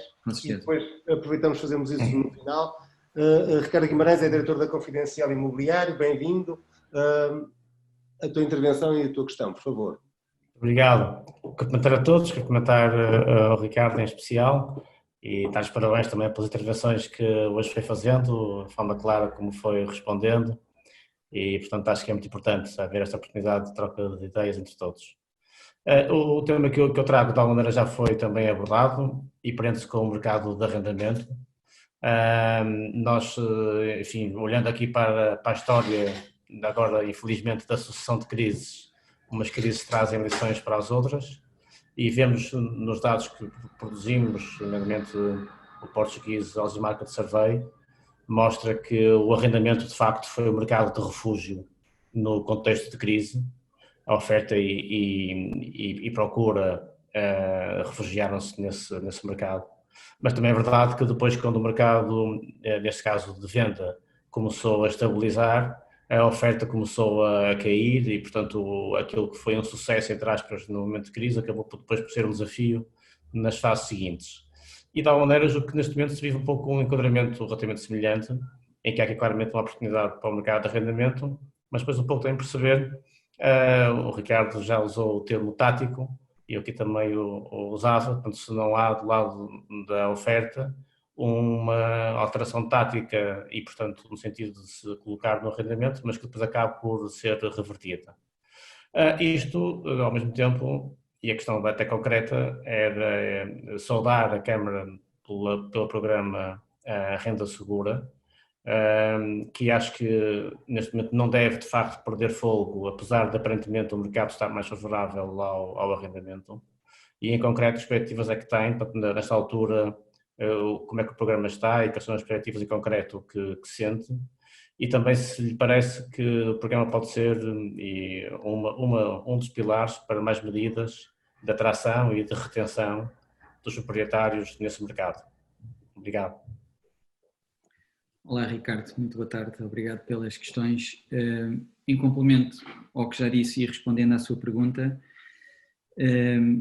eu creio que nós fizemos, acho que o alojamento local concretiza bem aquilo que a filosofia da Câmara, do seu Executivo, que é compreendermos o que é o racional desse setor, fazermos diálogo com o setor e percebemos como é que ele pode fazer parte de uma solução, quer da solução de uma oferta e de uma experiência de turismo em Lisboa, quer numa oferta de habitação e, portanto, também não canibalizar, digamos, a oferta de habitação. Antes de haver esta crise do Covid, aliás, a primeira tarefa que eu tive como vereador, não foi exatamente a primeira, mas não foi a primeira, foi a segunda,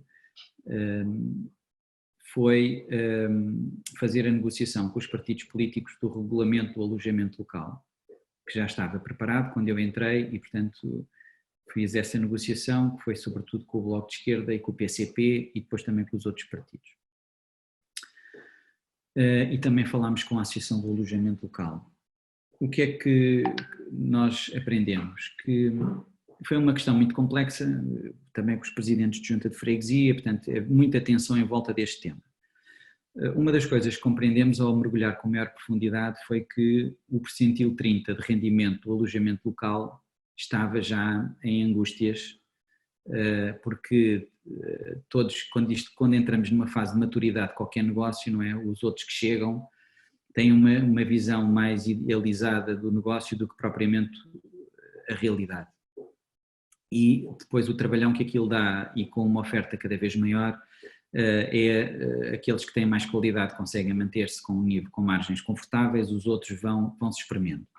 E, portanto, já havia uma certa, já havia se calhar cerca de 30% dos operadores ou dos proprietários tinham rendibilidades relativamente baixas e que não compensavam o trabalhão que tinham que ter com tudo o que todos sabemos que comporta fazer o alojamento local. E por isso já havia uma certa tensão positiva para migrarem para o mercado de arrendamento, se houvesse uma proposta, digamos, adequada. E foi isso que procurámos construir em diálogo com os operadores do alojamento local e a servir a população de Lisboa. Depois aparece o Covid.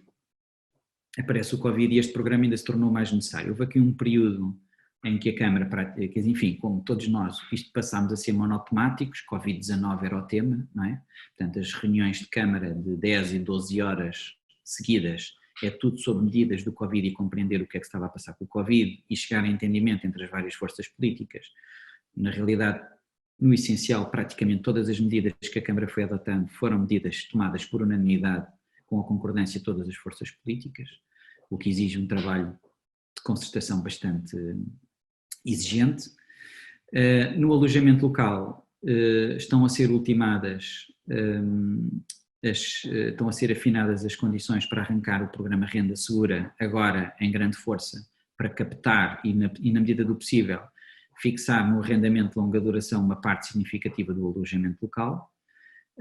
E vamos trabalhar nesse sentido. Portanto, eu creio que muito em breve isso vai ser anunciado. Portanto, o alojamento local, creio que é para continuar, ele é necessário à cidade, os clientes do turismo não são todos iguais, para determinadas, digamos, situações de clientes, por razões familiares ou outras, preferem ficar no alojamento local, e o alojamento local, se compatibilizar com as outras funções, é um complemento de rendimento também muito importante para muitas famílias em Lisboa, por isso é uma coisa para manter. Agradecendo, eu tenho só aqui duas questõezinhas muito práticas que me foram aqui postas nas perguntas. Uma é de Henrique Sá Nogueira, uma pergunta muito simples, que é qual é para cada fecheiro entregar o peso máximo em megabytes admitido? Portanto, essa é uma pergunta muito simples. E a outra, prima desta, de Alder Júnior Pereira, que pergunta se, no fundo, o processo de aprovação depois também vem à posse por via digital, porque muitas vezes esse processo, ou seja, o comprovativo da aprovação dos projetos, é necessário apresentar, nomeadamente nas entidades financeiras, por uma questão de portanto, aprovação de financiamentos. E isso eram duas que sejam aqui muito próximas. Então vou responder já a essas enquanto o António, e pode eventualmente ver mais alguma. Bom, em relação à dimensão dos fecheiros, eu não sei responder diretamente a essa pergunta. O que lhe posso dizer é que,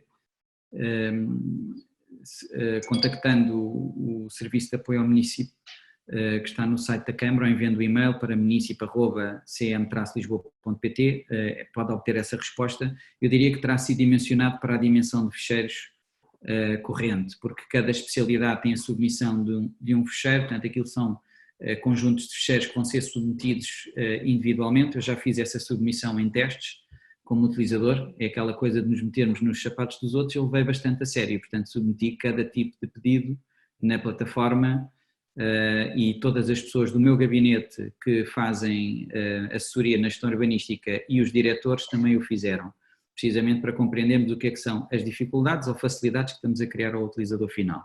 Isto é uma questão de cultura da organização que queremos incutir. Portanto, não sei responder diretamente, infelizmente. Depois, agora, em qualquer caso, sei lhe dizer o seguinte, que é, em relação à plataforma do urbanismo digital, é para processos completamente novos, ou seja, que não estão em apreciação anteriormente à entrada em vigor dessa plataforma. Os que já estavam em apreciação, os projetos são submetidos por e-mail, e no caso de ser um e-mail um fecheiro de maior dimensão, pode enviar nesse e-mail um link para uma das soluções, tipo e-transfer ou uma solução equivalente que permita descarregar o fecheiro. Depois, a outra coisa é que as nossas respostas são também por via eletrónica. Portanto, os meus despachos são assinados digitalmente, com data, hora e segundo. Já não se fazem batotas com datas, nem horas, nem nada, porque isto agora é tudo muito transparente, sabemos exatamente às horas é que cada um está a trabalhar, a que horas é que se liga ao servidor, está tudo registado, agora não há equívocos sobre coisa nenhuma. E, portanto, a resposta, os deferimentos das especialidades à aprovação da arquitetura é um PDF que vem com o meu despacho e vai com as informações que foram produzidas sobre aquele processo e os despachos dos diretores ou as condicionantes de outras entidades. No caso de plantas ou outros elementos que sejam necessários para fazer negócios de imobiliário, já tivemos pedidos, e durante o Covid não tivemos essa solução logo de início prevista, mas encontramos essa solução. Portanto, é fazerem-nos o pedido e nós enviamos os PDFs com o projeto aprovado ou uma área descritiva ou o que for necessário. Só chamar a atenção do seguinte, também é uma das alterações que introduzimos, é que como passamos a funcionar de forma desmaterializada, vamos passar a exigir quaisquer alterações em 7 especialidades que se façam depois da alteração da arquitetura, tem que se entregar sempre o conjunto completo, que é para nunca termos dúvidas sobre qual é o pacote que está aprovado e qual é o último que está em vigor. Perfeito. Então, estamos a caminhar aqui para o nosso compromisso de não ultrapassar muito os 90 minutos, ou ultrapassamos, portanto, um bocadinho. Portanto, para encerrar, eu repegava na questão do Pedro Vicente, que é o que é que a Associação dos Promotores e Investidores Imobiliários, o conjunto de stakeholders que estão aqui também, do lado da vida imobiliária, da confidencial imobiliária, o que é que podemos fazer neste diálogo com a Câmara Municipal de Lisboa, e convidava o Hugo Santos Ferreira a fazer, digamos, uma última alocução de despedida para depois o Ricardo Veludo, então, poder fazer uma sua última intervenção. Hugo. Muito bem. Bom, resta-me de facto dar aqui uma palavra final de agradecimento ao Ricardo Veludo, aos nossos oradores. Foi bom ver que temos um vereador que é business oriented também, que no fundo tem uma preocupação de manter os investidores interessados por Portugal, interessados pela cidade. De facto, a questão do licenciamento é um ponto fulcral na confiança dos investidores para que eles continuem aqui a investir. Temos muito trabalho pela frente, o Ricardo Veludo sabe isso, nós sabemos isso, temos vários problemas para resolver, mas é bom ver que alguns dos pedidos que os associados da APPI, que a Associação tem tentado fazer chegar junto da Câmara e junto do nosso vereador, estão a ser resolvidos. Temos muitos outros que vamos certamente conseguir resolver no futuro, temos essa esperança, a Associação quer fazer parte da solução, quer fazer parte de uma solução para resolver todos estes problemas e, portanto, o Ricardo dizer que contará connosco para continuar a fazer chegar estes pedidos e estes peditórios junto da Câmara e do seu vereador, contar, obviamente, connosco e, enfim, pegando aqui então nas palavras do Pedro Vicente, saber exatamente o que é que não só a Associação, mas os fazedores, os promotores, os fazedores de cidades e os profissionais, incluindo também os arquitetos que temos aqui representados, o nosso André Caiado, podem fazer a bem desta solução conjunta e deste trabalho conjunto para um bom funcionamento da Câmara. Muito obrigado a todos, muito obrigado aos nossos oradores, muito obrigado à Vida Imobiliária e à Confidencialidade Imobiliário. Deixo agora então as palavras finais para o Ricardo Veludo e despeço-me até um próximo webinar que será proximamente e muito rapidamente anunciado. Muito obrigado a todos. Ricardo Veludo, a palavra final é sua. Okay, muito obrigado. Eu gostei muito da pergunta do Pedro Vicente. Isto faz lembrar, acho que foi um presidente americano que também colocou as coisas em termos análogos. Eu acho que nós temos que fazer estas perguntas sempre para os dois lados, que é o que é que a cidade e a Câmara Municipal pode fazer pela economia, em especial aqui o setor imobiliário e da construção, e o que é que o setor imobiliário e da construção podem fazer pela cidade, mais do que pela autarquia. Eu coloco isto em dois planos distintos. Um plano, digamos, pragmático, por um lado, e um plano mais estratégico, por outro. No plano mais pragmático, o que eu diria era que nos continuem, que não parem, que nos continuem a trazer projetos que tenham ambição. Nós temos, a grande parte do volume de projetos que temos no urbanismo são pequenas operações. Precisamos de grandes operações em Lisboa, porque precisamos de atrair um campeonato de investidores institucionais com grande capacidade de alavancar a economia e de profissionalizar alguns setores de atividade aqui na cidade. Isso é fundamental para termos endurance e perspectivas de longo prazo. E por isso eu diria que era projetos com ambição, mas sem se porem a inventar do ponto de vista regulamentar, porque se vamos parar aos limbos, isto é uma chatice enorme. Só é bom para os advogados e para os consultores. Eu já fui consultor, ainda não fui advogado. De resto, é mau, a não ser, quer dizer, é um bocado jogar na lotaria, portanto, para os mais com um perfil mais oportunístico podem conviver bem com isso, mas é de maior risco. Portanto, ambição, mas sem se pôr a inventar muito em termos de enquadramentos regulamentares, é um aspecto muito prático. O outro é que os donos da obra devem procurar, ou seja, nós apreciamos efetivamente, podem acreditar nisto rigorosamente no que vou dizer. A apreciação que eu faço e que eu peço aos serviços para fazerem é estritamente com base no mérito do projeto e no seu enquadramento regulamentar, ponto. E por isso, velocidade na decisão e na análise significa equipas profissionais que sabem montar do princípio ao fim um projeto, que o sabem instruir, que conhecem as regras, que não pedem coisas impossíveis e que, por vezes, há esta coisa de... Acho que os donos de obra têm que se interessar por acompanhar mais diretamente as coisas, porque por vezes a intermediação gera confusão. Eu vi isso em várias coisas, que nem sempre depois o interlocutor está a dizer a história toda, porque se foi uma nabice do próprio não diz ao dono da obra, isto contamina as relações. Portanto, nas coisas que são importantes, quem manda tem que acompanhar, tem que estar próximo, acho que os profissionais sabem isso, e portanto, equipas profissionais façam a due diligence urbanística antes, têm dúvidas de fundo, perguntem, e evitar dinâmicas de muitas reuniões.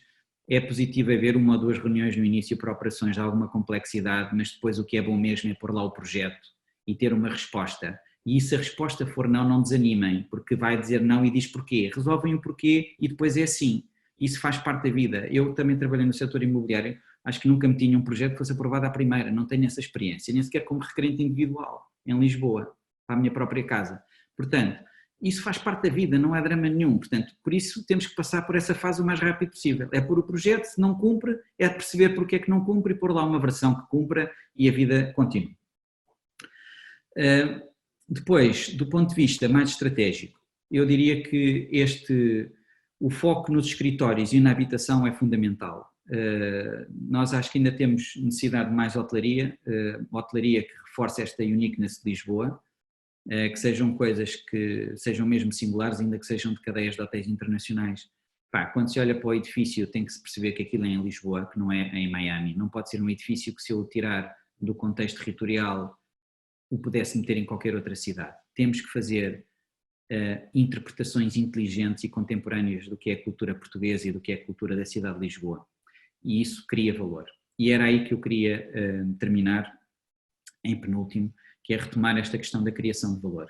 Há uma publicação muito bem feita pelo Urban Land Institute, ou pelo Lincoln Institute, já não me recordo muito bem, há uns anos atrás, e cujo título é Value Captures Finance. Gosto muito deste título. E a criação de valor é, de facto, uma coisa que os fazedores, os pensadores de cidade, têm que saber fazer melhor que ninguém, porque se não forem estes a fazer, ninguém fará.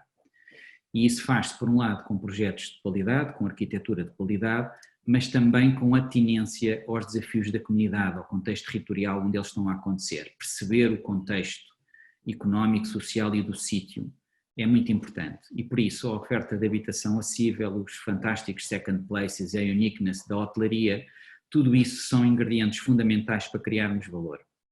E depois o valor da confiança, que é o diálogo, que é sermos capazes de ser frontais, nos pouparmos uns aos outros a coisas desnecessárias.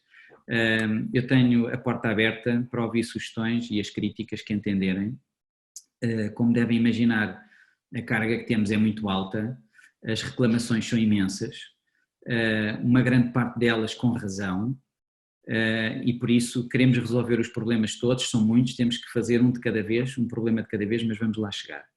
Eu, por fim, queria terminar a apelar para que nós fôssemos capazes de projetar essa capacidade de trabalhar em conjunto e projetos fantásticos que estão a acontecer ou que vão acontecer em Lisboa, que conseguíssemos marketizar isso e que isso possa ser mesmo efetivamente uma linha de trabalho entre a área de comunicação da Câmara e do meu gabinete com as das empresas e a da associação, da PPPI, e com outras entidades, porque uma coisa que não fazemos, por exemplo, nós não marketizamos quando aprovamos projetos espetaculares. Temos que marketizar isso, a Câmara tem que ter orgulho nisso e tem que se juntar aos promotores quando conseguem fazer isso. É verdade, faz o António Gil Machado e faz imprensa especializada, é verdade. Aliás, eu acho que o António Gil Machado e alguns que aqui estão são dos maiores marqueteiros que o país tem. E aliás, eu inaugurei-me na realidade nessa atividade com eles, nas feiras do MIPIM e da Expo Real, também com o Rui da Invest Lisboa, que foram pessoas com quem aprendi imenso a projetar coisas de qualidade sobre Lisboa no contexto internacional e a atrair investimento. Portanto, lembrem-se que os últimos 2 ou 3 anos da minha atividade na Câmara foi atrair investimento imobiliário para Lisboa, para fazer coisas que tenham sentido.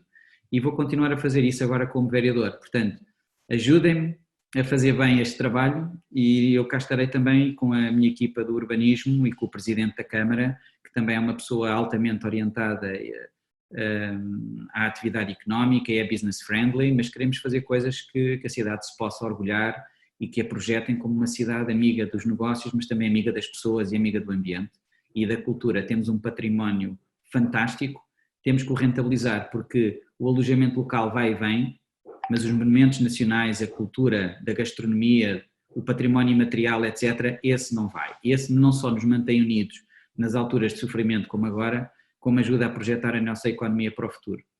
E era isto, meus senhores, era este o pedido que eu tinha para vos fazer, que é bastante longo. E ao contrário, deixem-me só acabar por dizer isto, porque eu acho que nunca disse isto ao Dr. João Pereira Reis, mas eu acho que de facto ele é um dos advogados com maior capacidade de síntese que eu conheço e vou dizer porquê. Ele escreveu um livro, uma anotação ao regime jurídico da urbanização e edificação há uns anos atrás, que tinha uma página que para mim valia por 1000 livros, que ele fez uma tabela, que é uma coisa que os engenheiros adoram, em que ele relacionava numa única página, formato A5, a densidade normativa com as condicionantes aplicáveis a uma operação e o respectivo regime de licenciamento que se aplicava. E apenas numa página tinha lá o essencial.